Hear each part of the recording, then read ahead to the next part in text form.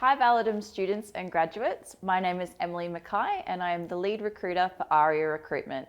I'm so excited to be able to help you get some tips and tricks about entering and being in the real estate industry.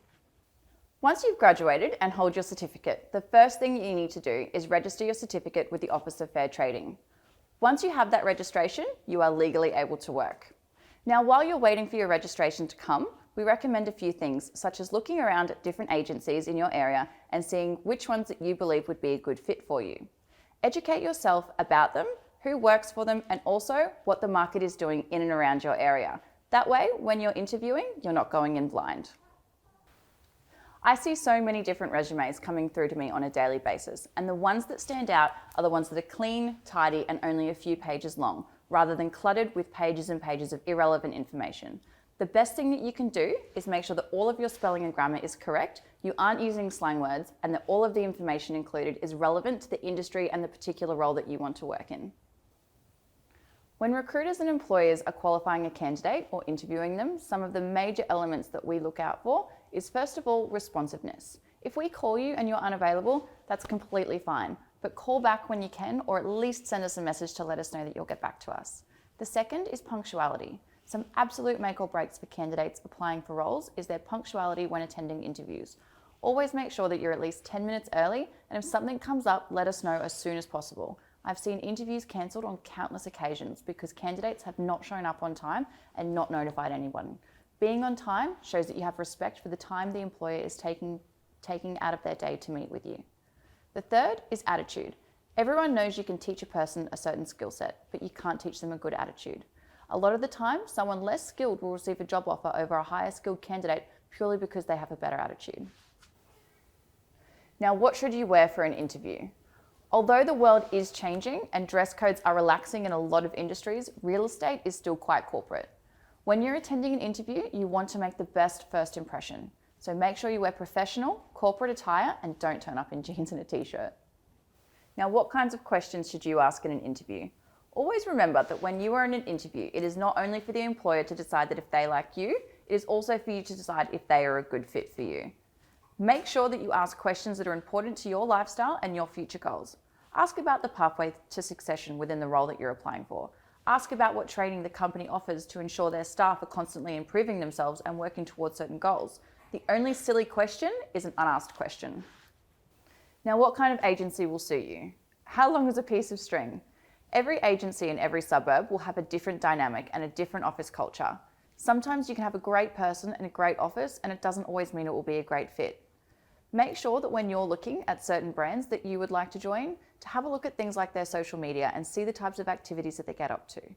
You will be able to have a look and decide if you believe a smaller, independent boutique agency would be a better fit for you, or you might look and see that one of the bigger franchise brands are instead.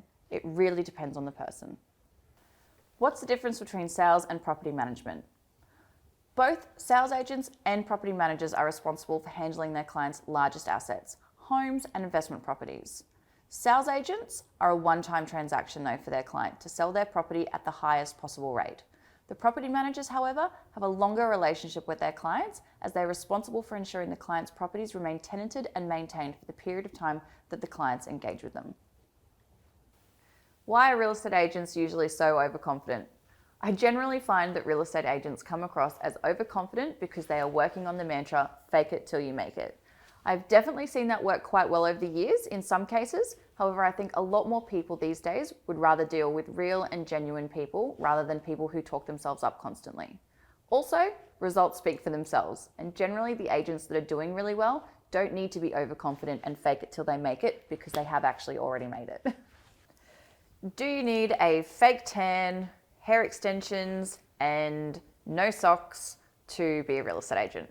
Absolutely not. You need a good attitude, a good personality, and the willingness to learn. Those things will much outshine anything that you can bring as a physical appearance. Obviously, you do need to dress for the occasion. It is a corporate world, but don't take it too far and don't only focus on that. Focus on doing your job and you'll do really, really well. How many calls are agents expected to make every day? When you are first getting started and trying to establish yourself and create your profile, you will likely be on the phone all day, every day, and expected to be making at least 100 calls per day.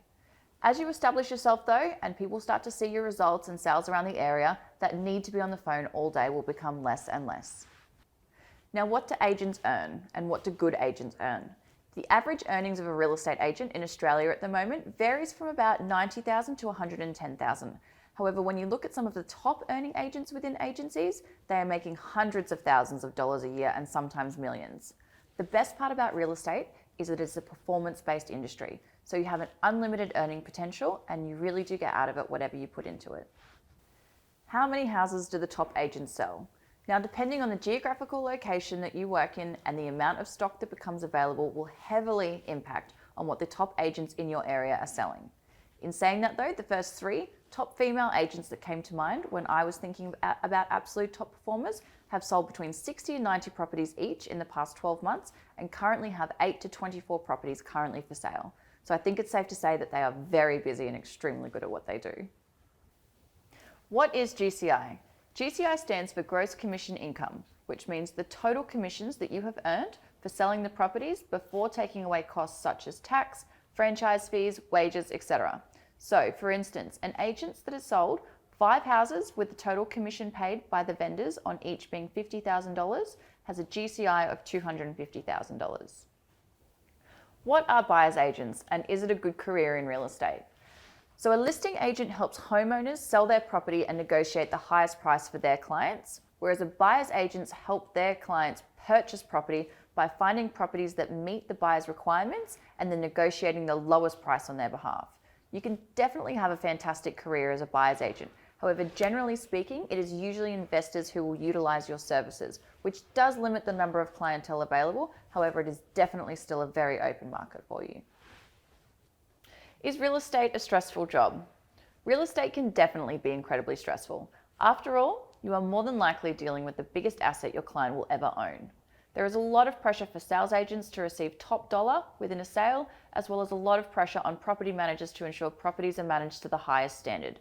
For the exact same reasons though, it can also be an incredibly rewarding career, as your clients will be so grateful for you doing a really good job and ensuring that they are well looked after in the process.